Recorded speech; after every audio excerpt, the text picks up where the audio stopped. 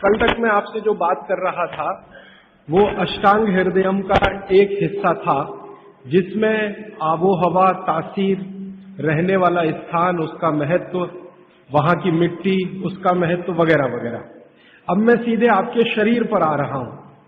भागवत जी मनुष्य शरीर के बारे में ये कहते हैं कि ये मनुष्य का शरीर सबसे महत्वपूर्ण है और बहुत प्रयासों के बाद मिलता है। ये आपने कई बार सुना होगा। आपके पूर्व जन्म के बहुत सत्कर्म हो तो आपको मनुष्य शरीर मिलता है।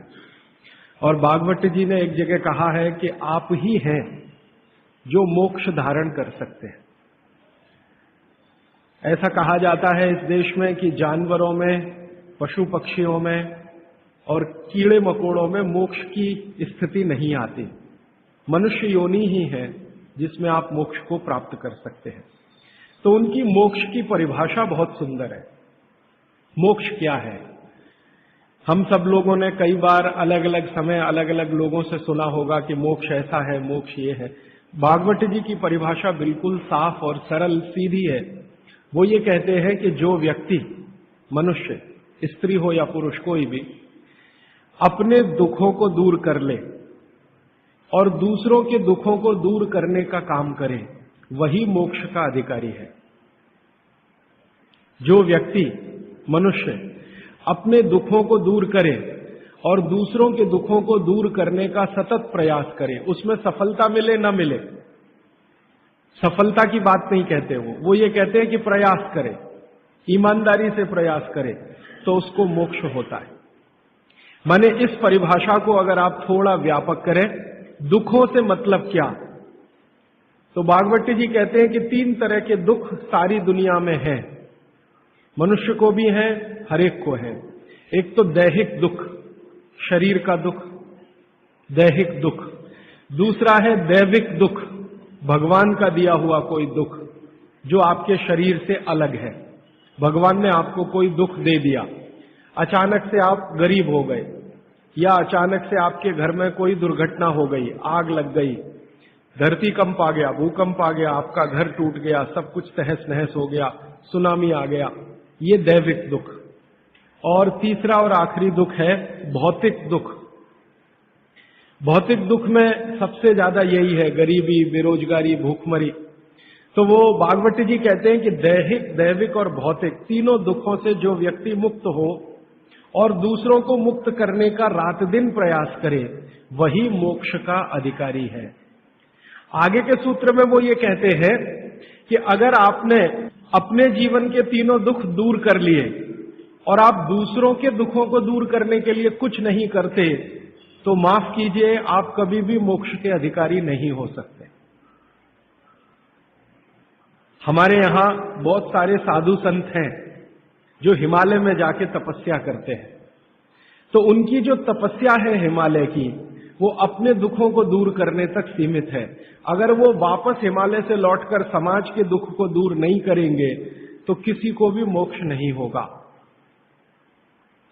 भागवत जी कहते हैं कि कोई सदगृहस्थ व्यक्ति है, वो स्वामी नहीं है, महात्मा नहीं है, तपस्वी नहीं है, लेकिन अगर वो अपने दुखों से दूर करते हुए दूसरों के दुखों को दूर करने के काम में लगा हुआ है, तो वो कहते हैं कि वो तपस्या करने वाले से ज्यादा बेहतर है, भले ही वो सदगृहस्थ है। और वो ये कहते हैं कि ज्यादा समय, भागवत जी मानते हैं कि सदगृहस्थ ही है जो दूसरों के दुखों को दूर करने में ज्यादा मदद कर सकते हैं, क्योंकि उन दुखों का अनुभव उन्हें है, जिसका दुख वो दूर करने का कोशिश करें। इसका मतलब ये है कि भागवत जी की परिभाषा में गृहस्थी होना, माने सदगृहस्थ होना, ज्यादा बड़ी बात है। वो साधु संतों के बारे में कहते हैं कि ये सिर्फ अपने दुखों के दूर करने के चक्कर में लगे हुए हैं। भगवान से इनकी जो वार्तालाप है या संवाद है वो अपने तक सीमित है, समाज के लिए सिर्फ प्रार्थना करके बंद कर देते हैं, आगे नहीं बढ़ते। इसलिए वो कहते हैं कि आप अपने दुख दूर करें, दूसरों के दुख दूर करने के काम में सतत लगे, भले प्रयास आपका सफल हो न हो। सफलता की बात वो नहीं कहते, वो ये कहते हैं कि सफलता असफलता वो सब ईश्वर के हाथ में है, आपके हाथ में नहीं है। आप अगर प्रयास कर रहे हैं तो पक्का मानिए कि आपकी मोक्ष में जाने की तैयारी है। ये है उनका सूत्र। यहां से उनकी एक दूसरी यात्रा शुरू होती है। और इस यात्रा में वो ये कहते हैं कि सबसे बड़ा दुख है दैहिक दुख, शरीर का दुख, दूसरा है दैविक दुख भगवान का, और तीसरा है भौतिक दुख। तो आपसे भौतिक दुख की बात करना मैं समझता हूं कोई जरूरी नहीं है, क्योंकि आप जिस वर्ग से आते हैं आपको भौतिक दुख तो मैं मानता हूं नहीं ही है, तो उस पर समय खराब करने से ज्यादा फायदा नहीं। आपसे जो सबसे ज्यादा मैं बात करूंगा, जिसकी जरूरत भी है आपको, वो दैहिक दुख के बारे में बात करूंगा। आपका शरीर का दुख दूर कैसे करें। तो भागवत जी का सूत्र है, वो ये कहते हैं कि शरीर दुख दूर करने के लिए सबसे महत्वपूर्ण है आपका पेट। ये जो पेट है, शरीर का मध्य भाग, वो ये कहते हैं कि शरीर का दुख दूर करने में सबसे बड़ी भूमिका इसकी है। अगर शरीर का पेट और बाकी अंगों के बारे में प्रतिशत के हिसाब से तुलना करें तो 90% दुख पेट से है, 10% दुख है जो पेट के बाहर से है। पेट के बाहर से माने घुटनों से हो सकता है, एड़ियों से हो सकता है, जंघाओं से हो सकता है, या हृदय स्थान से हो सकता है, मस्तिष्क से हो सकता है। इसको आज की भाषा में अगर मैं कहूं, 90% बीमारियां हमारे जीवन की पेट से जुड़ी हुई हैं। 90%। 10% बीमारियां हैं जो पेट के बाहर की हैं।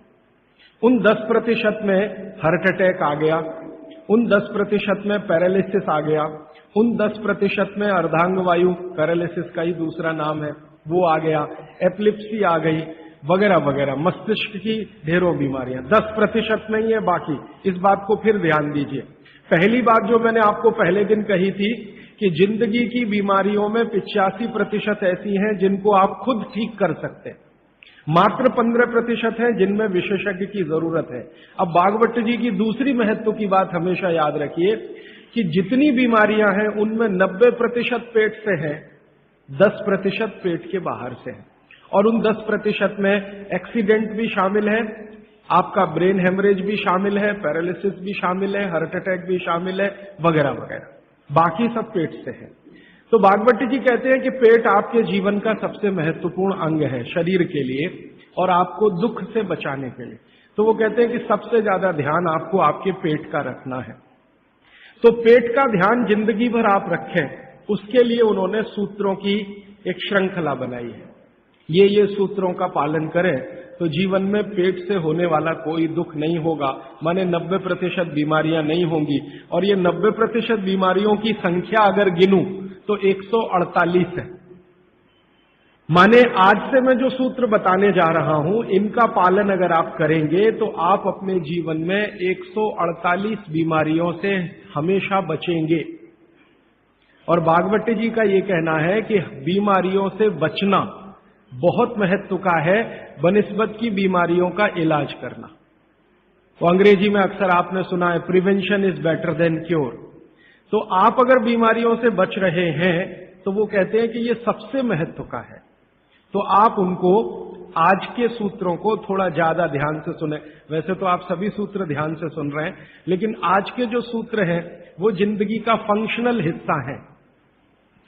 आप जानते हैं कि कोई भी सिद्धांत होता है उसका एक हाइपोथेसिस होता है और उसका एक फंक्शनल पार्ट होता है। तो आज से जो शुरू हो रहा है वो फंक्शनल पार्ट है। इस फंक्शनल पार्ट में सबसे पहला सूत्र भागवत जी का, भागवत जी के लिए उनके 7000 सूत्र सभी महत्व के हैं, सभी महत्व के। उन 7000 में से मैंने कुछ चुनकर निकाले हैं जो मुझे लगता है 2007 के हिसाब से बहुत महत्व के हैं।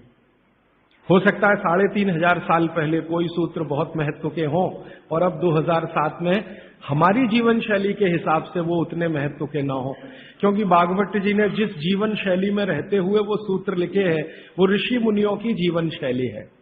आपकी जीवन शैली और ऋषि मुनियों की जीवन शैली में थोड़ा अंतर है।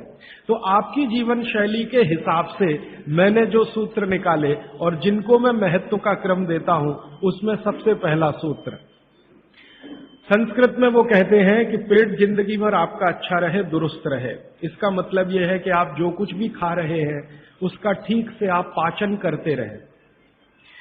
वो कई बार ये लिखते हैं अपने सूत्रों में कि खाना महत्व का नहीं है, खाने को पचाना महत्व का है। आपने खाने को खाया, ये इतना महत्व नहीं है। जिसको आपने खाया उसको पचाया, ये ज्यादा महत्व का है। क्योंकि भोजन पचेगा तो रस बनेगा, उसी रस में से मांस, मज्जा, रक्त, मल, मूत्र, वीर्य, मेद, ये सब बनेगा, अस्थियां बनेंगी, और वही आपके शरीर के लिए आगे जीवन में काम आएंगे। तो खाया वो महत्व का, उससे भी ज्यादा महत्व का खाया हुआ पचाया। तो वो कहते हैं कि पेट हमेशा दुरुस्त रहे, माने पाचन क्रिया आपकी हमेशा अच्छे से चलती रहे। इसके लिए पहला सूत्र उन्होंने लिखा भोजनांते विषमवारी। ये पहला सूत्र मेरे हिसाब से, उनके हिसाब से नहीं, मेरे हिसाब से पहला सूत्र भोजनांते विषमवारी। इसका सीधा सा अर्थ है भोजन के अंत में पानी पीना विष पीने के बराबर है। सूत्र ये है भोजन अंते, भोजनांते। आप जानते हैं संस्कृत में मिला के कहने की परंपरा है। भोजन अंते माने भोजन के अंत में, भोजनांते विषमवारी। विष समझते हैं आप, जहर, जहर जैसा क्या है? पानी। भोजन के अंत में पानी जहर के जैसा है, विष के जैसा है। ये सूत्र है। अब इसको थोड़ा व्याख्यायित करता हूं ताकि समझ में आए। भोजन के अंत में पानी विष के जैसा है, ये बात वो कह रहे हैं। इसको समझना चाहिए कि क्या कह रहे हैं। सूत्र उतना ही है, समझने के लिए मैं आपको बहुत उदाहरण दूंगा ताकि आप जल्दी पता कर पाएं। भागवत जी ने एक सूत्र में ये कहा है कि हमारा जो शरीर है, इसका जो मुख्य स्थान पेट है, इसमें एक स्थान होता है पेट के अंदर, नाभि, लेफ्ट साइड में, नाभि से थोड़ा ऊपर जहां मेरा हाथ रखा हुआ है, इस स्थान को कहते हैं जठर। संस्कृत में कहते हैं जठर, हिंदी में कहते हैं आमाशय। जठर, आमाशय, अंग्रेजी में चाहे तो एपिगैस्ट्रिकम। तो ये जो जठर स्थान है, भागवत जी कहते हैं कि इसमें अग्नि प्रदीप्त होती है, उसी को कहते हैं जठराग्नि। जठर अग्नि, जठराग्नि। तो वो कहते हैं कि जो आपका जठर स्थान है, इसमें अग्नि प्रदीप्त होती है, और भोजन जो कुछ भी आप करते हैं वो पहले जठर में ही जाता है, आमाशय में इकट्ठा होता है, वहां अग्नि प्रदीप्त होती है। वो अग्नि भोजन का पाचन करती है। ये है महत्व की बात। अब अग्नि प्रदीप्त हुई, आपने भोजन किया, अग्नि प्रदीप्त हुई। और भागवत जी इसके लिए एक सुंदर श्लोक लिखा है, लंबा है लेकिन हिंदी में बताता हूं। वो ये कहते हैं कि खाते ही अग्नि प्रदीप्त होती है, ऐसे ही जैसे आप बिजली के स्विच को ऑन करते ही लाइट जलती है। ये ऑटोमेटिक है, अपने आप होती है। आपने रोटी का पहला टुकड़ा मुंह में डाला और जैसे ही टुकड़े को चबाना शुरू किया, लार बनना शुरू हुआ, तुरंत अग्नि प्रदीप्त हो जाती, पहले ही टुकड़े में। तो ये अग्नि प्रदीप्त हुई। अब आप जो भोजन कर रहे हैं, ये इस अग्नि के प्रभाव में पचेगा। तो भोजन के पचने की क्रिया में पहले भोजन रस में बदलेगा। पहले पेस्ट बनेगा, जैसे टूथपेस्ट की कंडीशन होती है वैसा बनेगा, लुगदी जैसा। फिर उसमें से रस बनेगा, फिर रस में से सब कुछ बनेगा। तो वो कहते हैं कि आपने जैसे ही भोजन किया, अग्नि प्रदीप्त हुई। अब ये अग्नि भोजन को पचा रही है, और आपने भोजन पूरा करते ही पानी पी लिया, गट गट गट गट गट गट। तो क्या हुआ? अग्नि शांत हो जाएगी। आपके रसोई गैस में चूल्हा जल रहा है गैस का, और जलते हुए चूल्हे पर पानी फेंकिए तो बुझ जाएगा। अग्नि का पानी से मेल नहीं है, दुश्मनी है। तो आपके पेट में खाना खाते ही अग्नि जल रही है। अब आपने पीछे से गिलास 2 गिलास पानी पी लिया। कोई कोई लोग तो लोटा भर के पी लेते हैं, कई कई लोग तो भोजन से ज्यादा पानी पी लेते हैं। तो ये जो पानी गया, इसने अग्नि को शांत कर दिया। अब अग्नि शांत हो गई तो फिर भागवत जी कहते हैं भोजन पचेगा नहीं, वो सड़ेगा। अब उन्होंने 20 सूत्र लिखे हैं कि भोजन पचेगा तो क्या होगा और भोजन सड़ेगा तो क्या होगा। मैं सड़ने वाले हिस्से की बात कर लेता हूं। वो कहते हैं कि भोजन अगर सड़ना शुरू हुआ तो सबसे पहले गैस बनेगी, वायु बनेगी, वायु।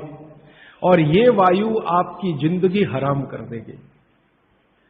और ये वायु की तीव्रता जब बढ़ेगी तो गले में जलन होगी, छाती में जलन होगी, पेट में जलन होगी।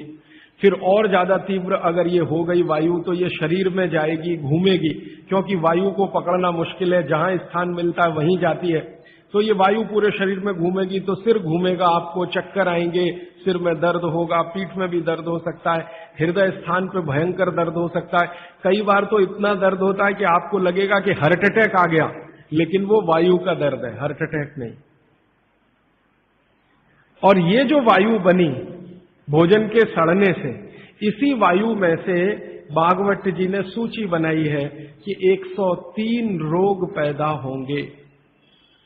103। सबसे पहला रोग है उसमें एसिडिटी, हाइपर एसिडिटी।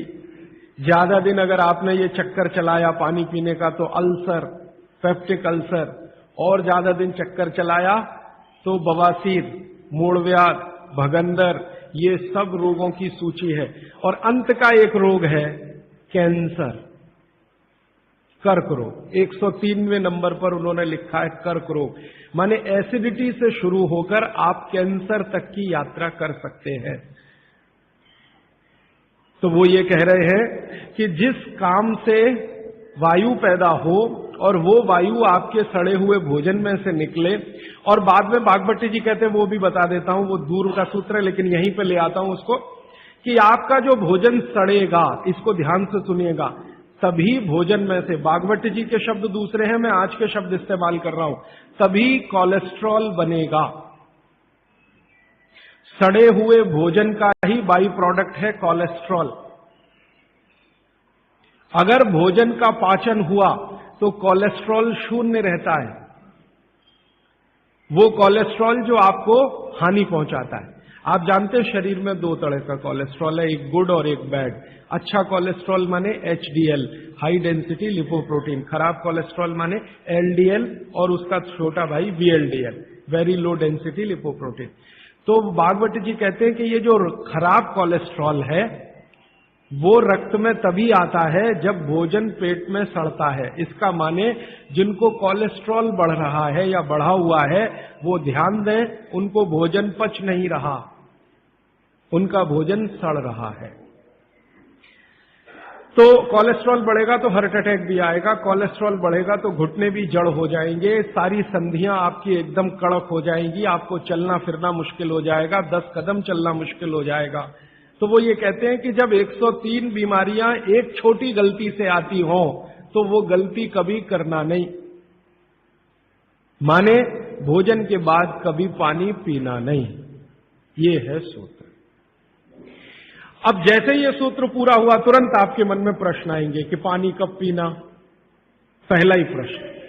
तो भागवत जी कहते हैं कि पानी कब पीना वो खुद ही उत्तर दे रहे हैं आगे के सूत्रों में, क्योंकि शायद मालूम है कि मनुष्य की जिज्ञासाएं होने ही वाली है।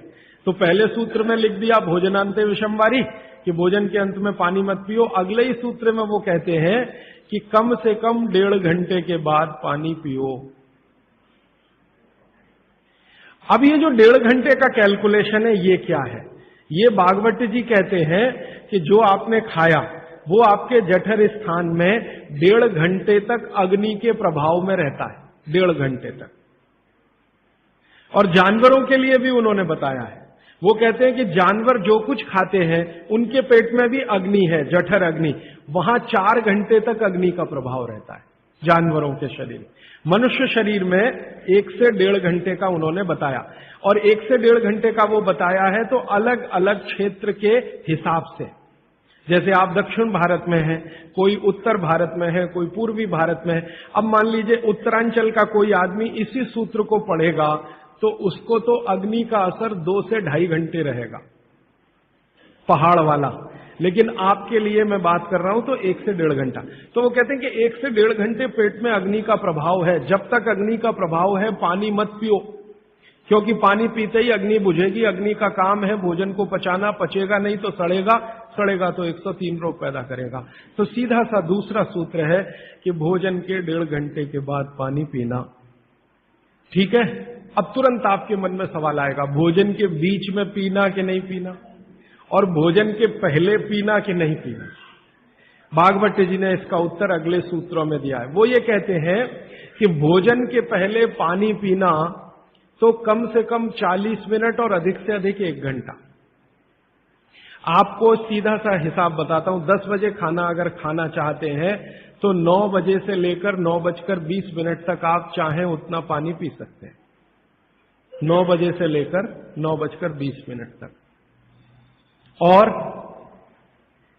और बीच में पीना कि नहीं, तो इसके लिए भागवत जी कहते हैं, ये बहुत साइंटिफिक बात उन्होंने कही है, बहुत साइंटिफिक है। वो कहते हैं कि अगर आपके भोजन में 2 अन्न हैं, दो अन्न माने एक रोटी खा रहे हैं आप, वो गेहूं है, और दूसरा चावल खा रहे हैं, तो चावल और गेहूं 2 अन्न है। तो और सामान्य रूप से आप सभी के भोजन में शायद 2 ही अन्न होते हैं, इसलिए मैं ये सूत्र कह रहा हूं। ये 1 अन्न वालों के लिए नहीं है, 2 अन्न वालों। जो 2 अन्न खाते हैं भोजन में, उनको एक अन्न की पूर्ति पूरी हुई और दूसरे की शुरू होने वाली है, तो बीच का जो जंक्शन पॉइंट है, इस पे पानी पीना। मतलब इसका सीधा है, रोटी पूरी हो गई, अब आप चावल खाने की तैयारी कर रहे हैं, तो रोटी खाने के बाद चावल खाने से पहले आप जरूर पानी पीना, लेकिन मात्रा कितनी? तो वो कहते हैं 2 या 3 घूंट, इतना ही। उसके बाद जब दूसरा अन्न आपने शुरू कर दिया, फिर नहीं, फिर तो पूरा आप भोजन ही करके उठिए। अब आप भोजन कर लिया तो गला साफ करने के लिए थोड़ा 1-2 घूंट और पी लेना, गला साफ करने के लिए। पानी पीने के लिए नहीं है, वो गला साफ करने के लिए। अब आपके मन में तुरंत एक प्रश्न आएगा कि भोजन के अंत में क्या पीना? फिर पानी तो नहीं पीना, 1.5 घंटे तक तो नहीं पीना, तो कुछ पी सकते हैं। तो भागवत जी ने 3 चीजें बताई हैं, उसके लिए पूरा सूत्र लिखा है कि भोजन के अंत में सबसे अच्छी चीज जो पीने के लिए है वो है छाछ, वो है मट्ठा, दही का तक्रम। जो शब्द उन्होंने इस्तेमाल किया वो तक्रम, तक्रम माने यही है लगभग छाछ मट्ठा के आसपास की चीज, तक्रम। वैसे तक्रम की उन्होंने परिभाषा दी है कि दही को खूब अच्छे से मथने के बाद उसका मक्खन जो निकल गया, तो मक्खन निकालकर जो बचा वो तक्रम। मक्खन रह गया तो वो लस्सी, लस्सी पीने के लिए नहीं कह रहे, तक्रम की बात है। तो आप भोजन के बाद जो सबसे अच्छी चीज पी सकते हैं वो है छाछ, वो है मट्ठा। मट्ठा शब्द एकदम अच्छा है, हिंदी का शब्द है, शायद आप सब समझते हैं। गुजराती है तो छाछ आप अच्छे से समझते हैं। तो छाछ पिए या मट्ठा पिए, ये सबसे अच्छी चीज। दूसरी सबसे अच्छी चीज उन्होंने बताई है वो है दूध, दूध दूसरी सबसे अच्छी चीज।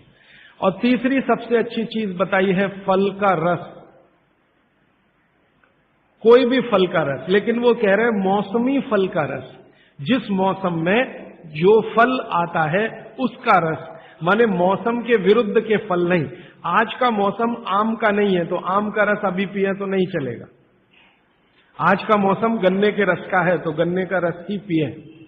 थोड़े दिन के बाद संतरे के रस का मौसम आ जाएगा तो संतरे के रस का। भागवत जी कहते हैं कि जो चीज प्रकृति ने जिस समय में प्रचुर मात्रा में उपलब्ध कराई हो उसका रस। तो आप ये कहें कि कोल्ड स्टोरेज से लाया हुआ संतरा और उसका रस निकाला या मौसम्मी का रस, ये सर्वनाश करेगा, सत्यानाश नहीं, सर्वनाश करेगा। वो ये कहते हैं कि भगवान ने और प्रकृति ने आपके शरीर के हिसाब से सारी चीजों को सेट किया है, और वो कहते हैं कि भगवान ने इस प्रकृति को बनाया है तो बहुत ही सोच समझकर बनाया, एक एक माइक्रो कैलकुलेशन उसने किए, तब आपको ये प्रकृति के साथ उसने रखा है। तो प्रकृति में जब जो चीज बहुत मात्रा में हो उसी का रस, जैसे अभी टमाटर का सीजन है तो आप भोजन के बाद टमाटर का रस पी सकते हैं भरपेट। इस समय गन्ने के रस का सीजन है तो भोजन के बाद आप गन्ने का रस भरपेट पी सकते हैं। जो भी अभी थोड़े दिन में अंगूर का सीजन आ जाएगा तो भोजन के बाद अंगूर का रस पी सकते हैं, संतरे का, जब जब जो सीजन आए वो ध्यान रखना है। अब इसमें आगे एक सूत्र है वो बहुत महत्व का है। भागवत जी कहते हैं मट्ठा या छाछ कब पीना, दूध कब पीना, रस कब पीना। तो उसके लिए उन्होंने बहुत स्पष्ट और बहुत जोर देकर ये कहा है कि मट्ठा हमेशा दोपहर के भोजन के बाद ही पीना, सामान्य लोगों के लिए। असामान्य लोगों के लिए बाद में बताऊंगा, जो सामान्य लोग हैं आपके मेरे जैसे, मट्ठा हमेशा दोपहर के भोजन के बाद ही पीना। और दूध हमेशा रात के भोजन के बाद ही पीना। दूध माने शाम को 6-7 बजे के भोजन के बाद ही पीना। और जूस हमेशा सुबह के भोजन के बाद ही पीना। सुबह का भोजन माने नाश्ता। भागवत जी ने नाश्ता शब्द कहीं नहीं इस्तेमाल किया है, सुबह का भोजन। आप उसको नाश्ता कहते हैं। तो सुबह के भोजन के बाद जूस, दोपहर के भोजन के बाद मट्ठा और रात के भोजन के बाद दूध। और वो ये कहते हैं आगे के सूत्र में कि इनका क्रम उल्टा सीधा मत करना कभी। माने सुबह के भोजन के बाद दूध पी लिया, रात के भोजन में जूस पी लिया या मट्ठा पी लिया। वो कहते हैं ये उल्टा क्रम आप मत करना। क्यों नहीं करना? तो आगे वो एक्सप्लेनेशन देते हैं, वो ये है बहुत महत्व का, कि हमारे शरीर को मट्ठे का पाचन होने के लिए जो रस की जरूरत होती है, रस माने एंजाइम, जो एंजाइम या रस की जरूरत होती है वो दोपहर को ही होते हैं पेट में। इसी तरह हमारे शरीर में दूध का पाचन होने के लिए जो रस की जरूरत पड़ती है या एंजाइम की जरूरत पड़ती है वो सूर्यास्त के बाद ही होते हैं, या सूर्यास्त के समय ही उनकी उत्पत्ति शुरू होती है। और जो रस और एंजाइम की जरूरत जूस पचाने के लिए है वो सुबह ही होते हैं। इसलिए आप नियम बना लो, ब्रेकफास्ट में जूस, लंच में मट्ठा छाछ और डिनर में दूध। बच्चों को भी यही नियम, बड़ों को भी यही नियम। अब आप कहेंगे हमारे बच्चे तो स्कूल जाते हैं दूध पीकर जाते हैं, तो बदल दो, जूस पीकर भेजो या पिलाकर भेजो। और आप कहेंगे जी पिएंगे नहीं। आप जैसी आदत डालेंगे बच्चे वैसे ही होने वाले हैं, क्योंकि बच्चे अपने से कुछ नहीं सीखते, वो आपका सिखाया हुआ है सारा कुछ। तो अब तक आपने बच्चों को दूध पीने की आदत डाली है, आज से माफी मांग लो कि गलती हो गई हमसे। अब हम आपको चाहते हैं कि आप जूस पी के जाओ। क्यों जाओ? तो उनको ये बात समझाओ, शायद समझ जाए, वो भी समझ जाएंगे तो उनकी भी जिंदगी में ये परमानेंट हो जाएगा। सुबह के नाश्ते के बाद जूस पीना, दोपहर के भोजन के बाद मट्ठा, रात के भोजन के बाद दूध। ये सूत्र है। अभी इसके आगे का सूत्र है। भागवत जी कहते हैं कि आप खाने के 1.5 घंटे के बाद पानी पिएं, क्योंकि जठर के अग्नि के प्रभाव में खाना 1.5 घंटे तक रहता है। तो पानी कैसे पिए? कैसे पिए पानी? तो हमारे यहां पानी पीने के बहुत तरीके हैं। लोटा मुंह से लगाया, गट गट गट गट उतार लिया। गिलास मुंह से लगाया, गट गट गट गट उतार लिया। क्या ये तरीका? तो भागवत जी कहते हैं नहीं, ये तरीका बिल्कुल गलत है पानी पीने। वो कहते हैं कि पानी को चुस्कियां ले लेकर पिए, घूंट भर भर के पानी पिए, सिप ले लेकर पानी पिए। ऐसा पानी पीने का नियम। जैसे आप गर्म दूध पीते हैं ना, भागवत जी बिल्कुल उसके समकक्ष रखते हैं कि गर्म दूध आप जैसे पीते हैं एक एक सिप या चुस्की लेकर घूंट भर के, ऐसे ही पानी पिए। अब ये क्यों? ये समझ लें। आप एक साथ पूरा पानी उतारें गले के नीचे और एक एक घूंट पानी उतारें गले के नीचे, दोनों में जमीन आसमान का अंतर है। क्या अंतर है? मैं आपको एक महत्व की बात समझाना चाहता हूं, ये जीवन भर याद रहे तो बहुत अच्छा। हमारे पेट में भोजन को पचाने के लिए अग्नि होती है और इस अग्नि को तीव्र करने के लिए अम्ल होता है, अम्ल, एसिड। आप जानते हैं पेट में अम्ल बनता है, प्राकृतिक रूप से बनता है। अब पेट में तो अम्ल बनता है और भगवान ने ऐसी व्यवस्था की है कि पेट में अम्ल दिया है और मुंह में क्षार बनता है, जिसको लार कहते हैं आप, लार, स्लाइवा, सैलिवा, लार, लाला रस, अलग अलग नामों से आप जानते हैं। तो मुंह में बनती है लार, ये है क्षार, और पेट में बनता है अम्ल। आप थोड़ा भी अगर विज्ञान जानते हैं तो आप जानते हैं कि क्षार और अम्ल को मिलाओ तो हो जाता है न्यूट्रल। अम्ल और क्षार आपस में मिले तो न्यूट्रल होता है, माने सामान्य चीज बनती है, जिसको हम लोग कहते हैं लवण। एक लवण होता है नमक, वो अलग है, केमिस्ट्री के लवण की बात कर रहा हूं। तो अम्ल और क्षार आपस में मिलते रहे तो न्यूट्रल होते हैं। अम्ल का मतलब है जिसका पीएच 7 से कम है, और क्षार का मतलब है जिसका पीएच 7 के आगे है, और न्यूट्रल का मतलब जिसका पीएच 7 है। ये जो पानी है ना, पानी, ये ना अम्ल है ना क्षार है, ये न्यूट्रल है। तो भागवत जी कहते हैं कि पेट आपका अक्सर पानी के जैसा रहे तो बढ़िया। और जिनका पेट पानी के जैसा, माने पेट की अम्लता ना बढ़े और पेट का क्षारपन भी ना बढ़े, pH 7 के आसपास रहे, तो भागवत जी कहते हैं ऐसे व्यक्ति को 100 से ज्यादा वर्ष जीने की पूरी गारंटी है।